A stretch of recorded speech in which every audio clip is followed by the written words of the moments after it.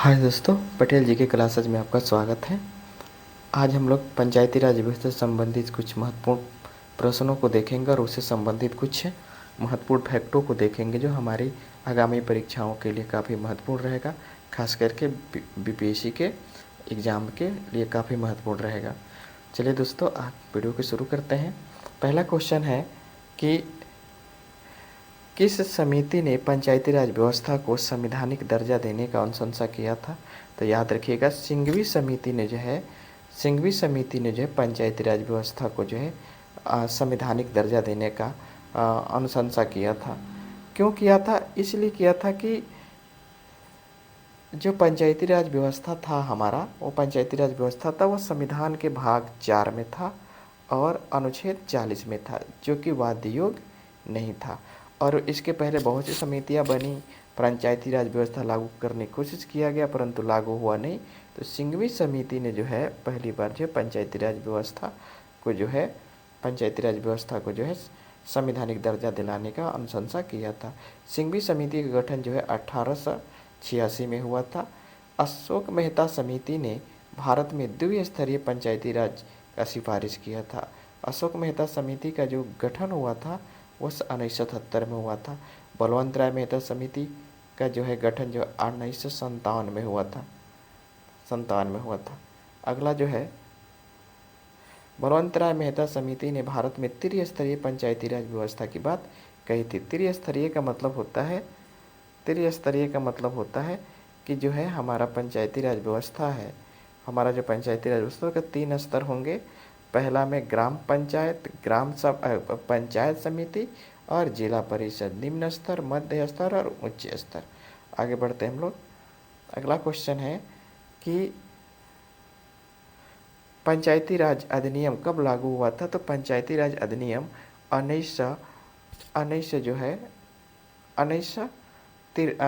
24 अप्रैल 1993 को लागू हुआ था। जो पंचायती राज अधिनियम जो आया था वो 1992 में आया था, ठीक है ना। पंचायती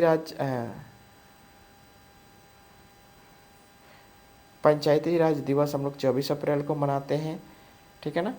24 अप्रैल को 22 मार्च को विश्व जल दिवस मनाते हैं, 22 मार्च को हम लोग बिहार दिवस भी मनाते हैं, 22 अप्रैल को हम लोग पृथ्वी दिवस भी मनाते हैं। आगे बढ़ते हैं हम लोग। अगला क्वेश्चन है कि बिहार राज्य में पंचायती राज कितने स्तर पर लागू है? तो बिहार राज्य में पंचायती स्तर त्रिस्तरीय है। बिहार में जो है पंचायती राज त्रिस्तरीय है। बिहार में पंचायती राज त्रिस्तरीय है। बिहार प्रथम राज्य है जहां महिलाओं को 50% का आरक्षण है। बिहार में जो वर्तमान समय में जो है पंचायती राज मंत्री जो है दीपक प्रकाश हैं। आगे बढ़ते हैं। अगला क्वेश्चन है कि भारत में स्थानीय स्वशासन का जनक किसे कहा जाता है? तो भारत में स्थानीय स्वशासन का जनक लॉर्ड रिपन को कहा जाता है, ठीक है ना। लॉर्ड रिपन को कहा जाता है। लॉर्ड डलहौजी के शासनकाल में भारत में प्रथम बार रेल का संचालन हुआ था। भारत में 1853 में प्रथम बार रेल का संचालन हुआ था। लॉर्ड डलहौजी के शासनकाल में 1854 में जो प्रथम बार डाक प्रथा का शुरुआत हुआ था। लॉर्ड डलहौजी ने हड़प नीति लागू किया था। लॉर्ड डलहौजी के शासनकाल में प्रथम बार नियमित जनगणना हुआ था। लॉर्ड लिटन ने 1878 में अकाल आयोग का गठन किया था। आगे बढ़ते हैं हम लोग। अगला क्वेश्चन है कि भारतीय संविधान के किस भाग में पंचायती राज व्यवस्था से संबंधित है? तो याद रखिएगा, भाग 9 और भाग 4। जो हमारा मूल संविधान है उसमें जो है भाग 4 में था पंचायती राज व्यवस्था, लेकिन 73वां संविधान संशोधन अधिनियम जब 1992 आया, जो लागू हुआ 24 अप्रैल 1993 को, तो हमारा जो पंचायती राज जो व्यवस्था है वो भाग 9 में आ गया। आगे बढ़ते हैं। जो भाग 4 है ये नीति निषेध तत्व है और इसे आयरलैंड के संविधान से लिया गया है। इसी भाग में पंचायती राज व्यवस्था का उल्लेख था जो वाद्य योग्य नहीं था। इसको जो है संवैधानिक दर्जा दिलाने के लिए 73वां संविधान संशोधन अधिनियम लाया गया, जो कि पंचायती राज व्यवस्था से संबंधित है। अब इसे भाग 9 में रखा गया, ठीक है ना। भाग 11 में जो है संघ और राज्य के बीच का संबंध है। भारतीय संविधान के भाग 12 में वित्त, संपत्ति, संविदा और वाद का उल्लेख मिलता है। आगे बढ़ते हम लोग। अगला क्वेश्चन है कि पंचायती राज अधिनियम सबसे पहले सबसे सबसे पंचायती राज अधिनियम में सबसे निम्न स्तर का कौन सी संस्था कार्य करती है? तो याद रखिएगा, ग्राम पंचायत काम करती है, सॉरी ग्राम सभा काम करती है। हम जानते हैं कि सबसे ऊपर जिला परिषद होता है, हम जानते हैं कि सबसे ऊपर जिला परिषद होता है, उसके बाद पंचायत समिति होता है, उसके बाद ग्राम पंचायत होता है, और उस ग्राम पंचायत में ग्राम सभा होती है, और साल भर में कम से कम 2 बार ग्राम सभा बुलाई जाती है। ग्राम सभा ग्राम पंचायत के सबसे निम्न स्तर है। ग्राम सभा पंचायती राज का निम्न स्तर है, और पंचायती समिति मध्य स्तर है। पंचायत समिति पंचायती राज का मध्य स्तर है, और जिला परिषद जो है पंचायती राज व्यवस्था का सबसे उच्च स्तर है। आगे बढ़ते हैं हम लोग। अगला क्वेश्चन है कि भारत में पंचायती राज व्यवस्था को किसके सिफारिश के आधार पर लागू किया गया? तो याद रखिएगा, भारत में जो है पंचायती राज व्यवस्था को जो है बलवंत राय मेहता समिति की सिफारिश पर लागू किया गया। इस समिति का गठन 1857 में हुआ था। ठीक है ना। आगे बढ़ते हैं हम लोग। बलवंत राय मेहता समिति का गठन 1857 में हुआ था, जो आगे बताए थे। अशोक मेहता समिति का गठन जो है 20 वर्ष के बाद 1977 में हुआ था, और LM सिंघवी समिति का जो गठन जो था वो 1986 में हुआ था। जीवी के राव समिति का गठन 1985 में हुआ था, और इसी ने कहा था कि पंचायती राज व्यवस्था बिना जड़ का घास है। आगे बढ़ते हैं हम लोग। अगला क्वेश्चन है कि पंचायती दिवस किस तिथि को मनाते हैं हम लोग? तो पंचायती दिवस जो हम लोग 24 अप्रैल को मनाते हैं। क्यों 24 अप्रैल को हम लोग पंचायती दिवस मनाते हैं? क्योंकि 24 अप्रैल 1993 को जो है 73वां संविधान संशोधन अधिनियम पूर्ण रूप से लागू हुआ था। ठीक है ना। पंचायती राज दिवस 24 अप्रैल को ही मनाया जाता है, क्योंकि 24 अप्रैल को 73वां संविधान संशोधन लागू हुआ था। 25 जनवरी को मतदाता दिवस मनाया जाता है, क्योंकि 25 जनवरी 1950 को निर्वाचन आयोग का गठन हुआ था। आगे बढ़ते हैं हम लोग।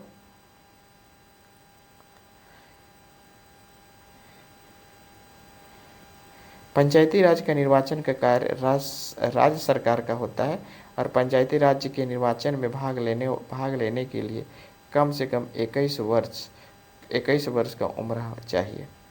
आगे बढ़ते हैं हम लोग। अगला क्वेश्चन है कि पंचायती राज अधिनियम का मूल उद्देश्य क्या था?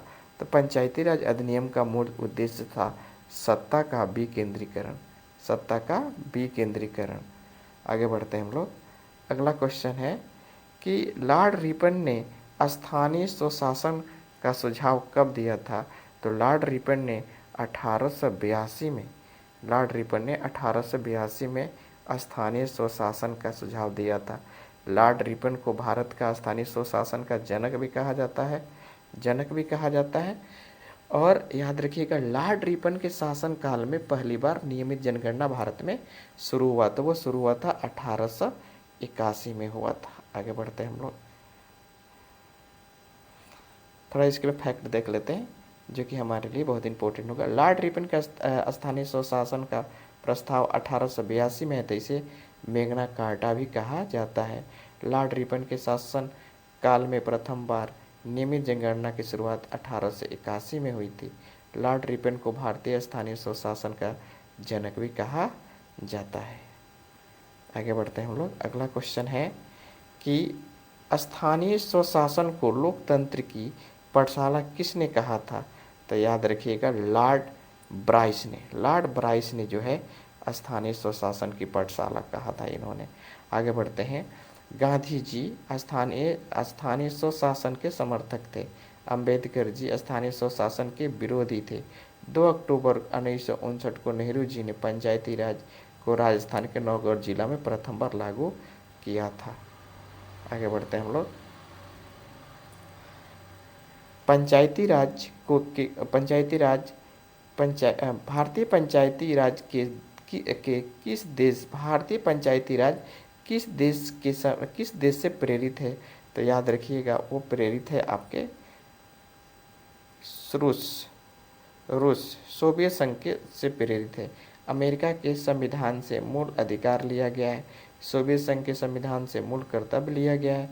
जापान के मुद्रा को येन येन कहते हैं और चीन के मुद्रा को युआन कहते हैं। आगे बढ़ते हैं हम लोग।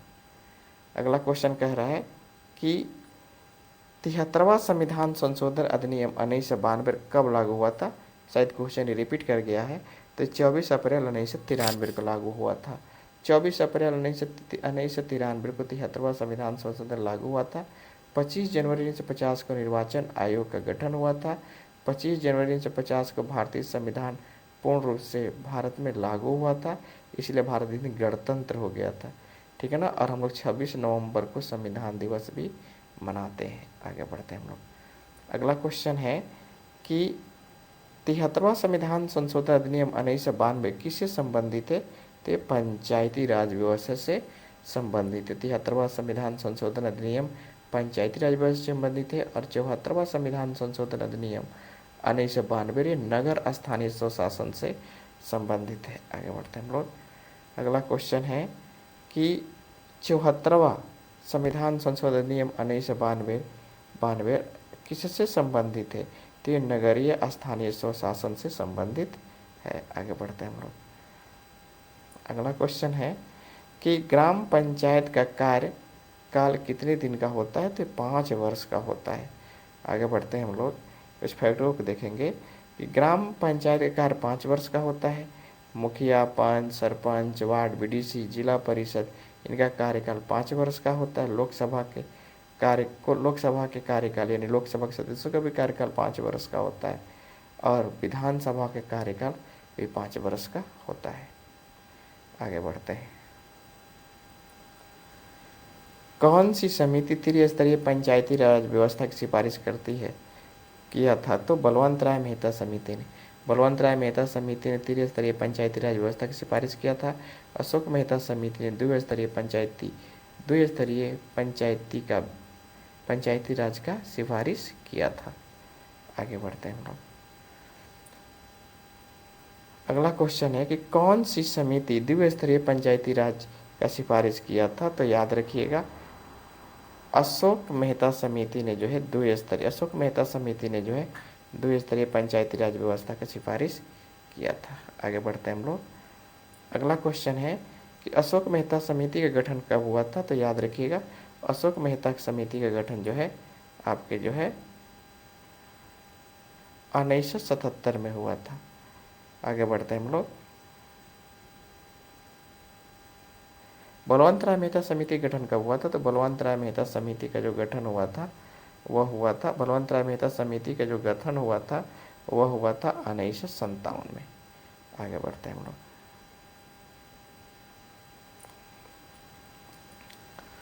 कह रहा है कि सिंघवी समिति का गठन कब हुआ था। तो सिंघवी समिति का गठन 1986 में जो है सिंघवी समिति का गठन हुआ था। याद रखिएगा 1986 में जो है सिंघवी समिति का गठन हुआ था। 1985 में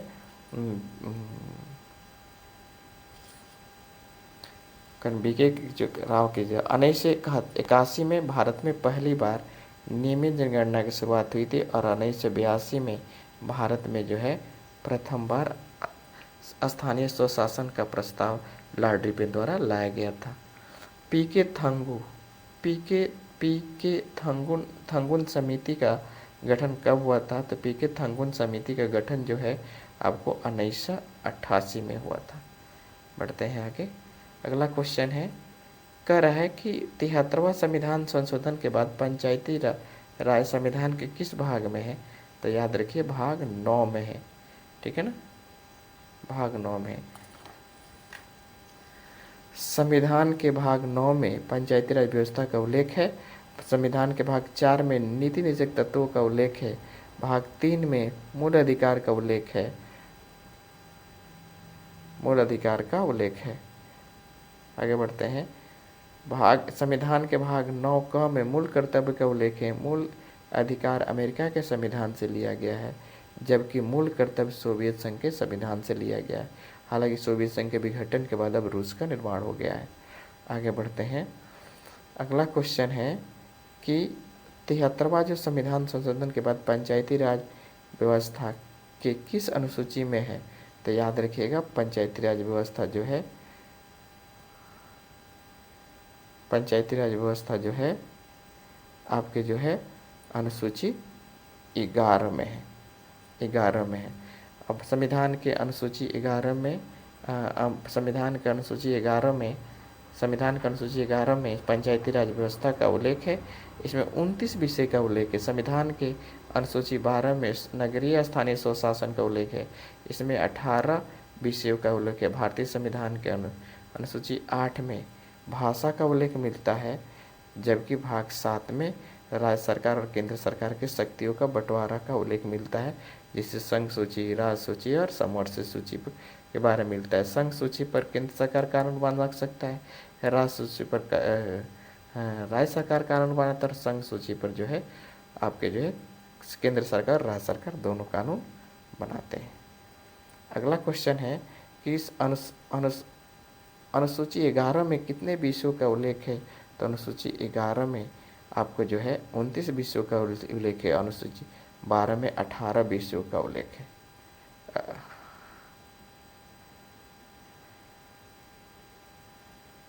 अगला क्वेश्चन है कि पंचायती राज चुनाव का जिम्मेवारी किसका होता है? तो याद रखिएगा, यहाँ पर राज्य सरकार का होता है। किसका होता है? राज्य सरकार का होता है। आगे बढ़ते हैं। पंचायती राज चुनाव का जिम्मेवारी किसे होती है? तो राज्य चुनाव आयोग की होती है। राज्य चुनाव आयोग की होती है। अगला क्वेश्चन है कि पंचायती राज को किस सूची में रखा जाता है? तो पंचायती राज को राज्य सूची में रखा जाता है। राज्य सूची में रखा जाता है।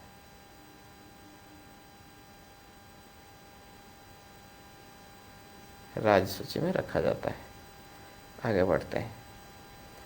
अगला क्वेश्चन है कि भारत में पंचायती राज व्यवस्था के वास्तुकार किसे कहा जाता है? तो बलवंत राय मेहता समिति को कहा जाता है। आगे बढ़े। अगला क्वेश्चन है कि सामुदायिक विकास कार्यक्रम भारत में कब लागू हुआ था? तो याद रखिएगा 2 अक्टूबर 1952 को। 2 अक्टूबर 1952 को। आगे बढ़ते हैं। भारतीय मूल संविधान में ग्राम पंचायत का उल्लेख है। तो याद रखिएगा नीति निर्देशक तत्व में।